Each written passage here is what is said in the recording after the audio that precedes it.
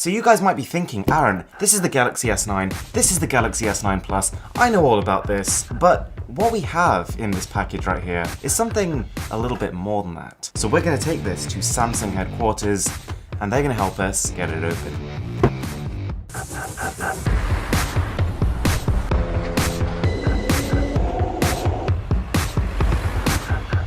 And we're here. I gotta say, this is a pretty exciting moment. The Samsung Galaxy S9, the Galaxy S9 Plus. This is the first of the next generation of smartphones. We've got the code. Let's get it open.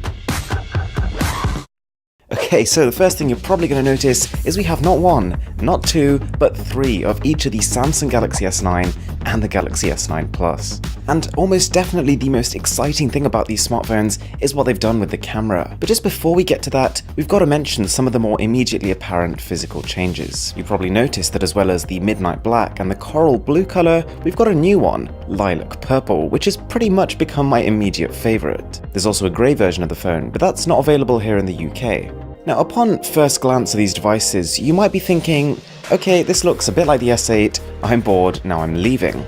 But there are a lot of meaningful changes here which demonstrate evolution in the right direction. The fingerprint scanner placement on the Note 8 and the S8 received a lot of complaints. Being beside the camera module, it was very high up on the phone, which made it quite a stretch for your fingers from the bottom. Well, no longer. The Galaxy S9 has pulled the fingerprint scanner and pushed it below the camera module, which makes it much less of a stretch. It's in a much better location. And along the same lines of correcting the Galaxy S8's shortcomings, the speakers here are a world apart. Samsung's recent acquisition of Harman has enabled the firm to integrate Dolby Atmos surround sound audio and also ramp up the volume to approximately 40% more than the S8. It's not quite Razer phone level, but it is many steps in the right direction.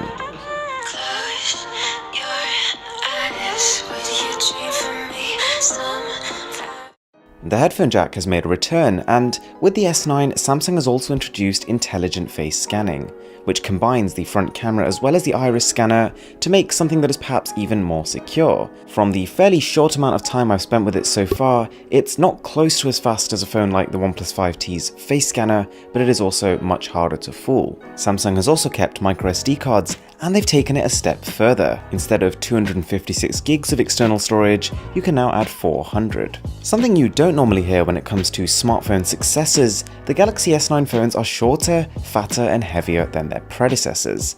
But there is a reason for this. We are getting there. The displays look almost exactly the same, and whilst in terms of size and resolution they actually are, there are some cool things going on here. They are even brighter than before, but not by a huge margin. And whilst some people were worried as early renders made the bezels look larger than they were on the Galaxy S8, in actuality they've gotten even slimmer. To give you an idea though, with the S9 Plus, about 0.39mm has been shaved off the top and about 1.01 off the bottom.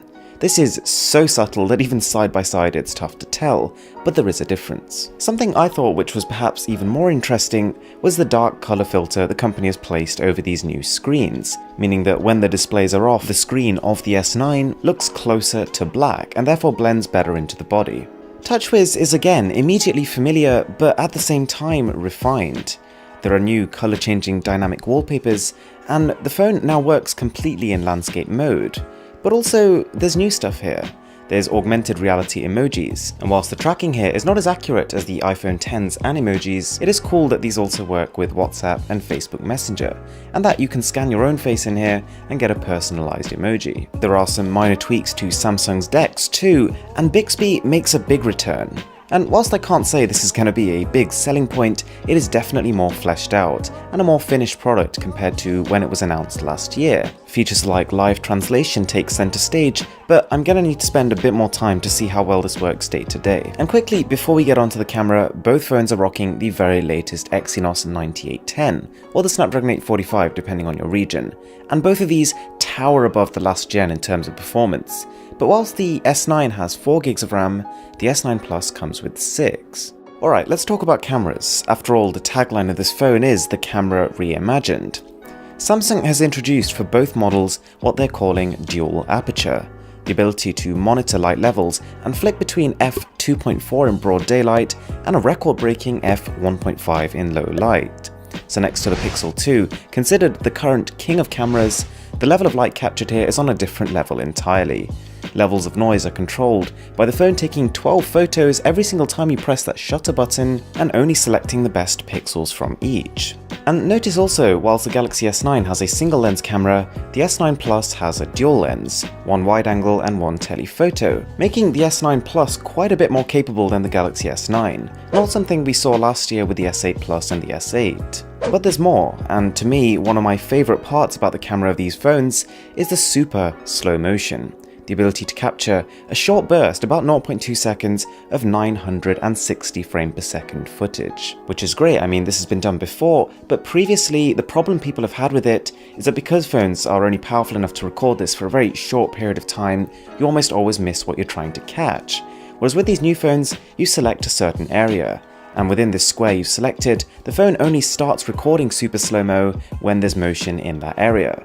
And that helps you capture what you're actually trying to. In this ideal lab setting, it works great. You can reverse the video, you can set it as a live wallpaper, but time will tell how this will fare when out and about in the public, when the phone is handheld, and perhaps when the subject is a little bit less defined. Alright, so battery capacities on the new phones are identical to what we saw on the S8 and the S8 Plus. That's 3000 for the smaller phone and 3500 for the larger one. Okay, so whilst on first inspection the Galaxy S9 may seem a little bit too familiar coming from the S8, to the point where it doesn't necessarily look like a next generation device, what I can say is this. Samsung have taken the Galaxy S8, corrected almost all of its obvious flaws, heavily souped it up in terms of power, storage and camera, and then also added in flair in areas we perhaps did not expect, like AR emojis, like super slow motion video, and intelligent face scanning. They aren't the first company to do a lot of these things individually, but having them all together in one complete finished package that looks this good is something very, very exciting. Thank you guys so much for watching, and if you are new around here, it would mean a lot to me if you could smash that subscribe button down below. And let me know what content you want to see on the Samsung Galaxy S9 going forward. Thanks a lot for watching, my name is Aaron, this is Mr. Who's the Boss, and I'm signing out.